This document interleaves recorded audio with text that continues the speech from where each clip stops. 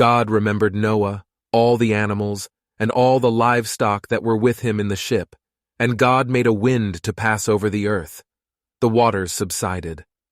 The deep's fountains and the sky's windows were also stopped, and the rain from the sky was restrained. The waters continually receded from the earth. After the end of 150 days, the waters decreased. The ship rested in the 7th month, on the 17th day of the month, on Ararat's mountains.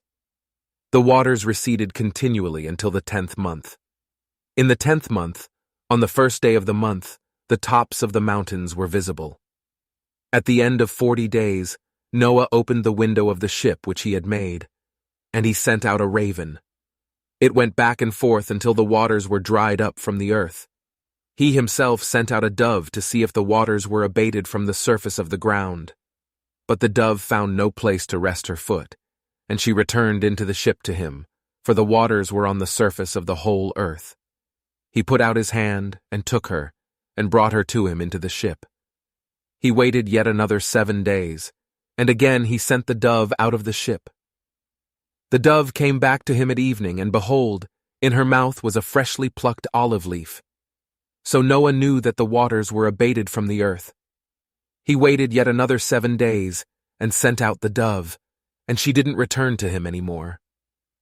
In the 601st year, in the 1st month, the 1st day of the month, the waters were dried up from the earth.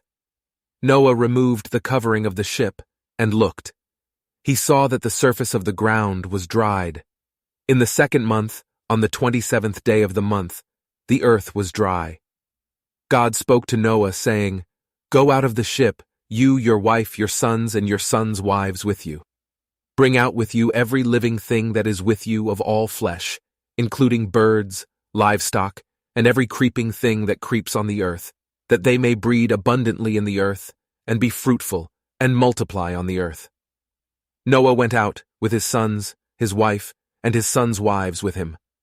Every animal, every creeping thing, and every bird, whatever moves on the earth, after their families, went out of the ship. Noah built an altar to Yahweh, and took of every clean animal and of every clean bird, and offered burnt offerings on the altar. Yahweh smelled the pleasant aroma. Yahweh said in his heart, "I will not again curse the ground any more for man's sake, because the imagination of man's heart is evil from his youth. I will never again strike every living thing as I have done. While the earth remains, seed time and harvest and cold and heat, and summer and winter and day and night will not cease.